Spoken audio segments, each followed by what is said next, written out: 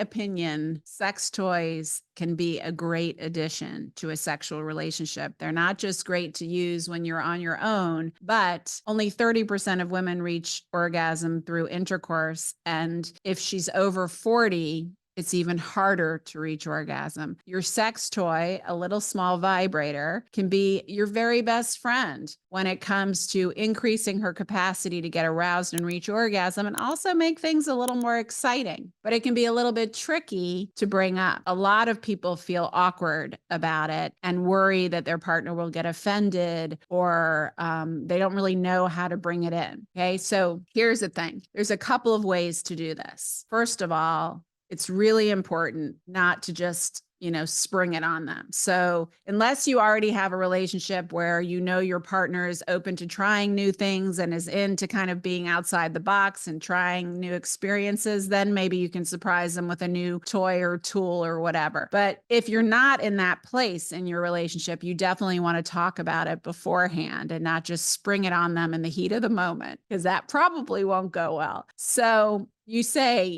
hey, listen, I've been thinking, I watched this video from this woman, Dr. Laura Berman, and she was talking about how sex toys, there are many of them that are designed for women even, can really enhance pleasure, can enhance excitement, and make it even easier to reach orgasm. So I was thinking that maybe we could look online and see what kinds of things we may want to explore together. Right? Or you don't have to use me. I mean, that's a lot of people like to use me as an excuse. You can just say, I've been thinking, I found this site that has all these cool toys and costumes and things to try. I was thinking maybe we could go virtual shopping together. You're going to learn so much about what turns your partner on and be able to share a lot, giggle and explore all the different things. And some things will be an absolute no-go, and a lot of things you're going to hopefully agree on as well. And you can also, if you feel like your partner is open, you can say, hey, I actually saw something that I thought maybe you would like, and here it is. I was thinking that maybe we could try it sometime.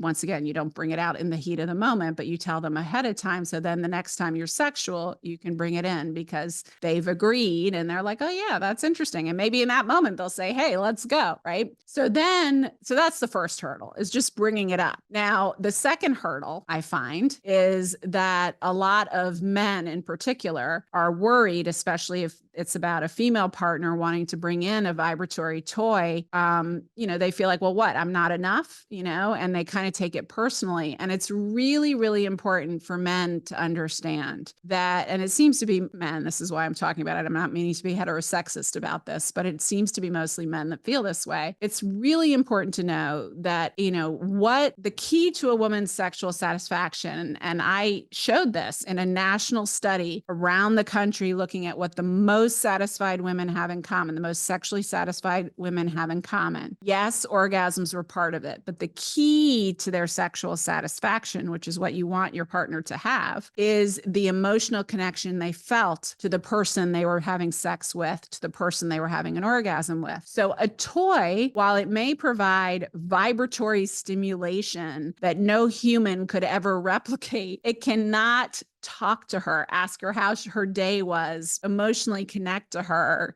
be romantic with her, gaze into her eyes. It is just a tool. It is impossible to replace you. So you can't think of it that way. You have to think of it as an added tool. And remember what I said earlier, if you have a female partner over 40, she has less genital sensation, less blood flow to her genitals. It takes longer to get aroused. The orgasms are harder to achieve, and they're less intense when they happen. So that is why a sex toy can be your best friend in this regard. So let's talk about how to effectively incorporate it into a sexual scenario. Because if we're talking specifically, which is what I'm interested in talking about here, about using a sex toy in a love relationship during sex, there are so many out there that actually can be not only incorporated into foreplay, but incorporated into intercourse itself. So just as an example, you can find all kinds of toys by all kinds of toy makers. I have a line of sexual aids and devices, and with California Exotics, that's the company that manufactures them for me. But I have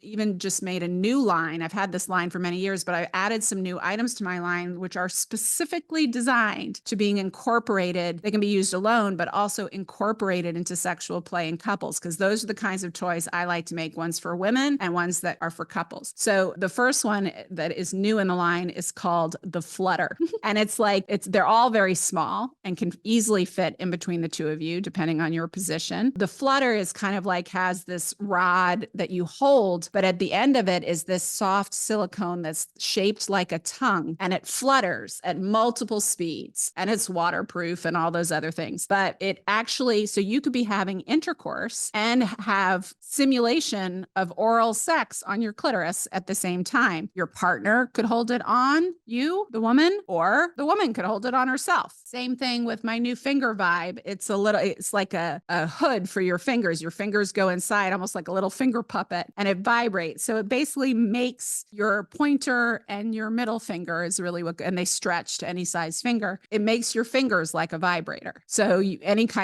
place you put your fingers, it's adding vibration. So if you were to provide clitoral stimulation with your fingers to your partner during sex, it's actually creating that added vibratory stimulation at the same time, which works magnificently well. There are several other items, small little vibrators that can easily fit in between the two of you. The most popular one that's always been in my line that people love is called the Athena. It's like a little cylinder with all these different attachments at the end. There's lots of different kinds, not only in my line, but in all kinds of sex toys. You're looking for something small. You're looking for something that can easily fit in between the two of you, and something that provides clitoral stimulation. Because then, first of all, that's not only the easiest way for a woman to have an orgasm, but it also allows her to have an easier orgasm during intercourse, and even a blended orgasm, because you, with your fingers or penis or something else that you're using, can create G-spot stimulation while also creating clitoral stimulation at the same time. So you can help her have an orgasm in general or a blended orgasm by using toys. So the bottom line is not to be afraid of them, not to feel like they're going to replace you. They cannot. And to have honest conversations about it beforehand. Make it into something fun to explore. Talk about it. Don't spring it on them. And chances are it's going to go really well. And